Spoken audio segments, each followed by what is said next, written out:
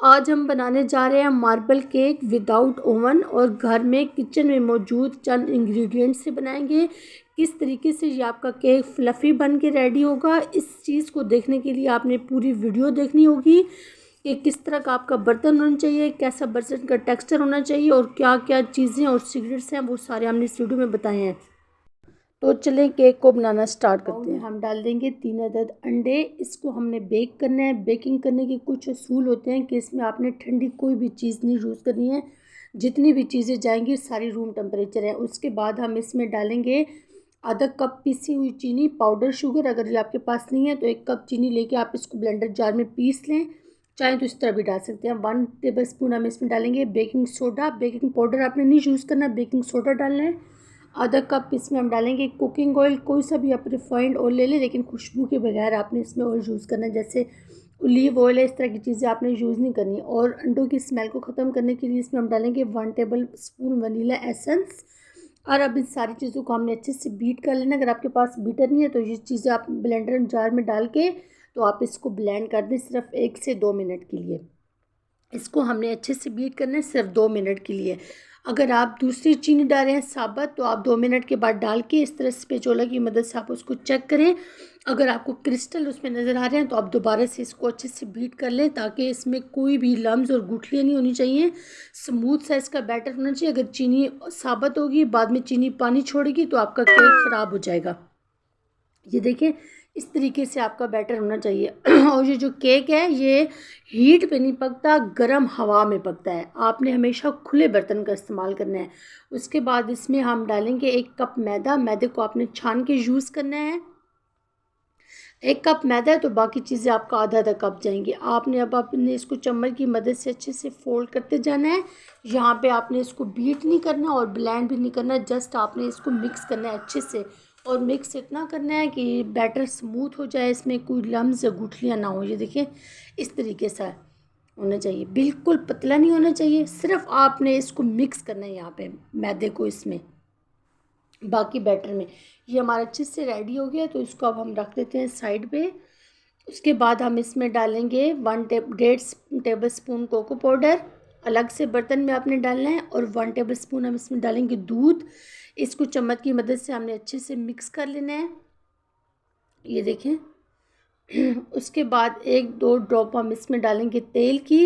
इसको भी आपने 1 से 2 बार के लिए मिक्स करना है। उसके बाद ये जो हमने वनीला वाला बैटर रेडी करके रखा हुआ था ना, वो आपने 1/4 कप इस कोको वाले बैटर में डाल देना है।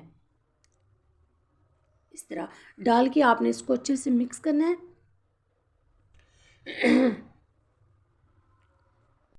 ये देखिए, अच्छे से हमने मिक्स कर दिया है।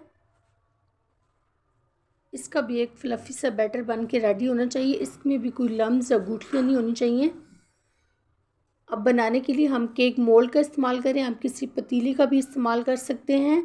और बटर पेपर अगर आपके पास नहीं है तो बटर पेपर की जगह आप मैदे का भी यूज़ कर सकते हैं। हमने पहले इस मोल्ड को अच्छे से ग्रीस करना है ऑयल की मदद से।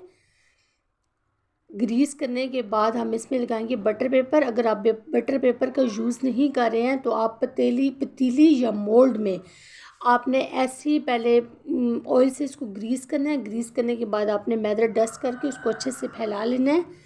और ये जो आपका बटर पेपर है ये 1-1 इंच साइडों से ऊंचा होना चाहिए, ताकि ये जो आप बैटर बना रहे हैं ये लिक्विड होके बह ना जाए। इस तरीके से आपने थोड़ा थोड़ा इसको ऊंचा ही रखना है।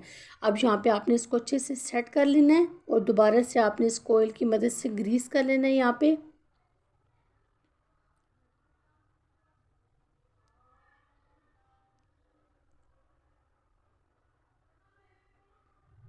देखिए, इस तरीके से आपने अच्छे से इसको ग्रीस करना है, ताकि जो बटर पेपर है वो इस बर्तन के साथ अच्छे से चिपक जाए।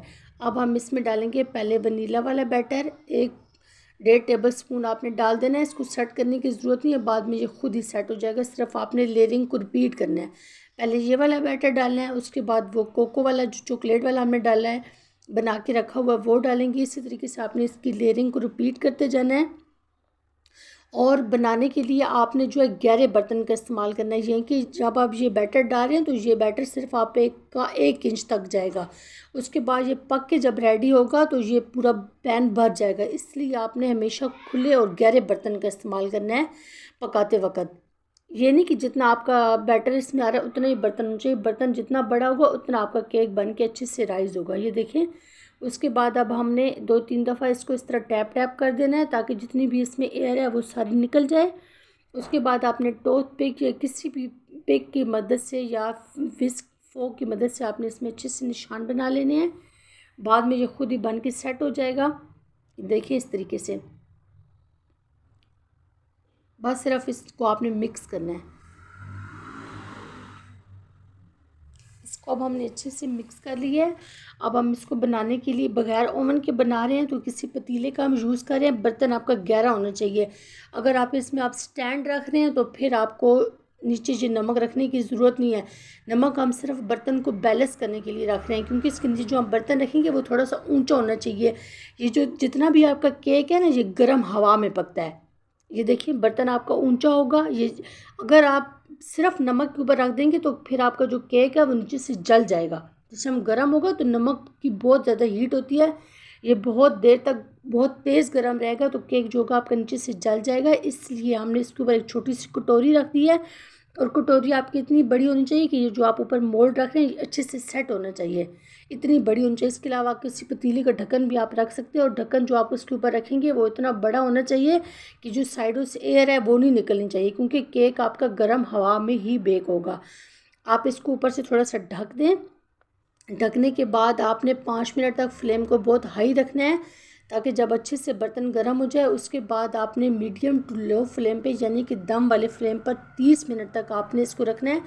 30 मिनट के बाद आपने इसको खोल के चेक करना है। इसके पकने का ओवरऑल टाइम 45 मिनट है। इसका टाइम आपको थोड़ा सा ज़्यादा भी हो सकता है और कम भी हो सकता है, ये आपके बर्तन पे डिपेंड करता है कि आपका बर्तन जितना मोटा होगा उतना ही इसको टाइम ज़्यादा लगेगा पकने का। तो 45 मिनट के बाद इसको हम खोल के चेक करते हैं। देखें राइस होने के बाद पूरा इसका मोल्ड जो है भर गया है। तो टूथ पिक की मदद से इसको हम चेक करेंगे। अगर आपकी टूथ पिक क्लियर आ रही है तो इसका मतलब है कि केक आपका रेडी है। ये थोड़ी थोड़ी गीली आ रही है और बैटर इसके साथ लग के आ रहा है, तो अब दोबारा से इसको कवर कर दें और 5 से 7 मिनट के लिए आप इसको जब ढकेंगे तो केक आपका अच्छे से बन के रेडी हो जाएगा। अब हम इसका फ्लेम करते हैं ऑफ और इसको निकाल देते हैं। किसी भी बर्तन से आपने पकड़ के एहतियात से इसको निकाल के किसी प्लेट के ऊपर रख देना। डायरेक्ट आपने शीट के ऊपर नहीं रखना, नहीं तो शीट आपकी जल जाएगी।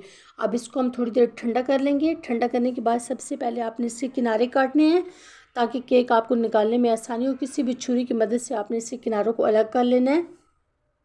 ये देखें, अब ये जहाँ से जिसका लॉक है इसको आपने खोल लेना है। ये अलग हो गया। अब ये बटर पेपर इसको हम यहाँ से उतार लेंगे आराम से। ये देखिए केक हमारा बहुत ज़बरदस्त शाइनी सा बन के रेडी हुआ है। अब उल्टा करके बटर पेपर को आप निकाल के साइड पे कर दें। ये आपका बटर पेपर वेस्ट हो गया है। ये देखिए हाथ मेरे बिल्कुल क्लियर है, इसका मतलब है कि केक आपका बिल्कुल सारा पक के रेडी हो गया। चेक करते वक्त आपने दरमियान में से ज़रूर चेक करना है। अब हम इसकी कटिंग करेंगे। देखिए बगैर ओवन के हमारा ज़बरदस्त सा मार्बल केक बन के रेडी है घर के चंद इंग्रेडिएंट से। अगर आपको ये हमारी रेसिपी पसंद आए तो रेसिपी को लाइक कर दें, वीडियो को शेयर कर दें और चैनल को सब्सक्राइब कर दें। जल्द ही नेक्स्ट वीडियो के साथ हाजिर होंगे। तब तक के लिए अल्लाह हाफ़िज़।